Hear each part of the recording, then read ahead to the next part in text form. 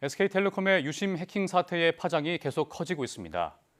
SKT 측과 정부가 정보 보안을 강화하는 방안을 추진하고 있지만 개인정보 유출에 대한 국민적 불안은 해소되지 않고 있는데요.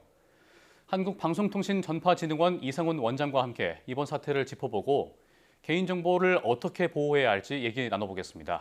원장님 안녕하십니까? 네, 안녕하십니까? 네. 이번 유심 해킹 사태를 계기로 많은 분들이 유심에 대한 관심을 갖고 계신데요. 정말 많은 또 중요한 정보들이 담겨져 있고 또 해킹에 취약하다는 것도 알게 되면서 우려가 점점 더 커지고 있는 것 같습니다. 네, 그렇습니다. 이번 사태를 계기로 우리 많은 분들, 국민들이 유심이 뭔지 또 어떤 역할을 하는지 궁금해하실 것 같습니다. 이 유심이라는 것은 우리 통신 전화 단말기에 장착되어서 해당 통신사의 가입자를 식별하는 그런 인증 칩을 얘기하는 것입니다.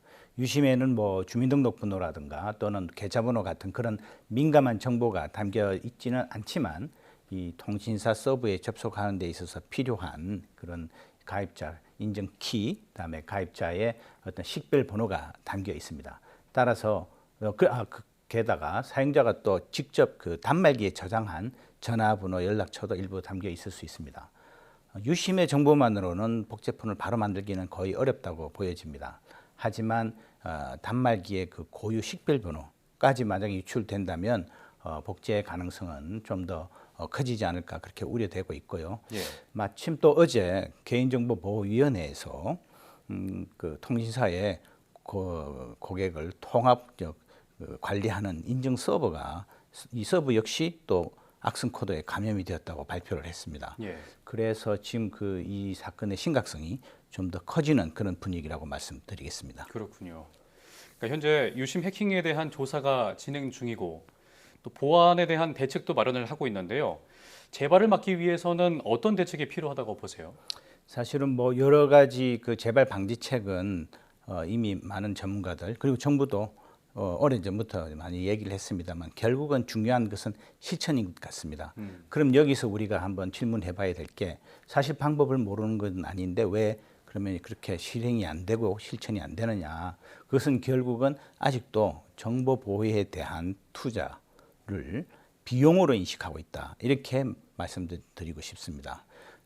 예를 들어서 만약에 어떤 회사가 지금 이와 같은 대규모 해킹 사건을 겪을 것으로 알고 있다면 누가 이렇게 투자를 안 하겠습니까? 결국은 우리는 괜찮을 거야라는 그런 방심 이런 것들이 기본적으로 기재에 깔려 있고 특히 회사나 또는 조직의 내부에서 이 정보 보호를 담당하지 않는 다른 경영 부서라든가 또는 최고 경영자의 정보 보호에 대한 관심 이런 것들이 여전히 부족하기 때문에 결국은 투자가 부족했고 미흡했고 결국 이런 사태까지 이르렀다고 생각합니다. 따라서 이번 기회는 꼭 최고 경영자를 비롯해서 또 기업의 재무 파트 그리고 모두가 이 해킹의 위험성 그리고 이것이 가져올 그 기업의 가치의 하락까지 함께 생각을 하셔서 꼭 이 정보 보호에 대한 투자를 늘려주셔야 된다 하는 것이 많은 사람들의 바람입니다. 그렇군요.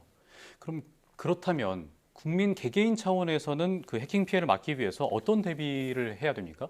이에 현재 유심이 이제 유출된 상태에서 유심 보호 서비스를 가입을 하고 또 유심 칩을 교체하는 것을 이제 권장을 하고 있습니다. 하지만 뭐 잘 아시다시피 유심 칩은 아직 제대로 빠른 속도로 이제 공급되지 않고 있고요. 예. 그런데 이제 아까 말씀드린 바와 같이 만약에 그 유심 그 번호가 유심의 그 고유 식별 번호가 유출이 되었다면 유심 보호 서비스만으로는 좀 부족할 수 있고 유심 칩 교체까지 해야 되지 않나 하는 그런 생각이 듭니다. 예.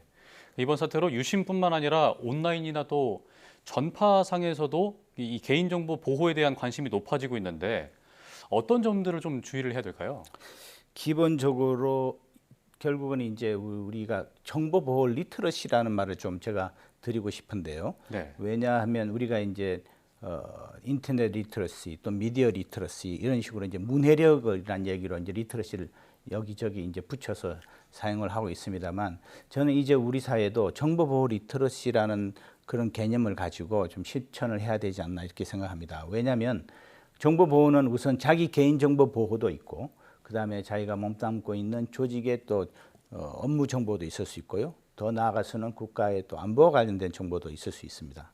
그렇다면 이 정보 보호 리터러시는 그 대상자가 어떤 특정 분야, 특정 연령이나 세대의 문제가 아니고 모든 국민 그리고 모든 개인의 그 정보 보호와 관련된 것이기 때문에 이런 부분에 대해서 좀 더 지식을 더 넓히고 그다음에 또 실제 생활에서 지켜야 할 보안 수칙들을 잘 설정을 하고 정기적으로 점검을 하고 또 더 나아가서 또 계속 확인을 하는 이런 것이 습관화되는 게 필요할 것 같습니다. 예.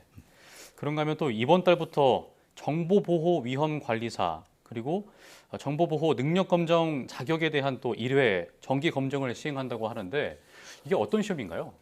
예, 금방 말씀드린 바와 같이 정보보호 리터러시를 좀 높이기 위해서 그리고 또 우리 사회가 각 분야에서 필요로 하는 정보보호 분야 전문 인력을 좀 선제적으로 배출하기 위해서 ICT 분야의 자격 검정 전문 기관인 한국방송통신전파진흥원이 개발한 신규 민간 자격입니다. 우선 정보보호 위험관리사 자격이 있는데요. 이는 이제 대학 졸업자 또는 고교 졸업자지만 또 그에 상하는 경력이 있는 분들이 기업의 위험관리 계획과 또 전략을 수립하고 그다음에 사전 예방과 또 사후 조치를 실무적으로 정확하게 수행할 수 있는 그런 역량을 키울 수 있는 그런 시험 역량을 검증하는 시험 제도라고 말씀드리겠습니다. 네. 그리고 이제 또 다른 시험 하나는 정보보호 능력 검정인데요. 이것은 이제 모든 국민이 누구든지 심지어 초등학생도 시험을 치를 수가 있습니다. 이것은 제가 말씀드린 우리 국민 개개인이 가져야 할 가장 기본적인 정보 보호에 관한 지식을 이제 한번 검증을 하는 것인데요. 제가 아까 말씀드린 정보 보호 리터러시의 가장 첫 단계라고 말씀드리겠습니다. 예. 예. 초등학생을 비롯해서 뭐 국민 누구나 할 수 있는 검증이군요. 네. 예. 앞으로 또 해킹 사태와 같은 이 보안 위협은 더 커질 것으로 전망이 된다고 하는데 네. 진흥원의 역할이 더욱더 중요해 보입니다. 그렇습니다. 그래서 개인정보 보호 강화와 또 국민적 인식을 높이기 위해서 진흥원에서는 어떤 점들을 준비하고 계신지도 궁금해요. 저희는 뭐 기본적으로 방송, 통신, 전파 분야에서의 정보 보호와 관련된 그런 여러 가지 노력들을 하고 있습니다만 이제 최근에는 지금 한참 좀 사람들께 많은 분들이 관심을 가지고 있는 양자 컴퓨터 또 양자 네트워킹 기술에 대해서 저희들이 이것을 실제로 업무에 좀 적용을 하기 위한 시범 사업을 저희가 올해 이제 시작하게 되었습니다. 예. 그래서 올해 이제 이 공공기관 최초로 선정이 되어서 연내에 저희 업무적으로 중요한 그 네트워크를 전환을 해서 양자 기술을 통해서 완벽하게 그 저희 양자 컴퓨터를 적용하는 그 분야에 대해서는 완벽하게 좀 보안 수준을 높이려고 이렇게 지금 테스트를 할 예정입니다. 예. 네. 네, 지금까지 한국방송통신전파진흥원 이상훈 원장과 함께 이야기 나눠봤습니다. 오늘 말씀 고맙습니다. 네, 감사합니다.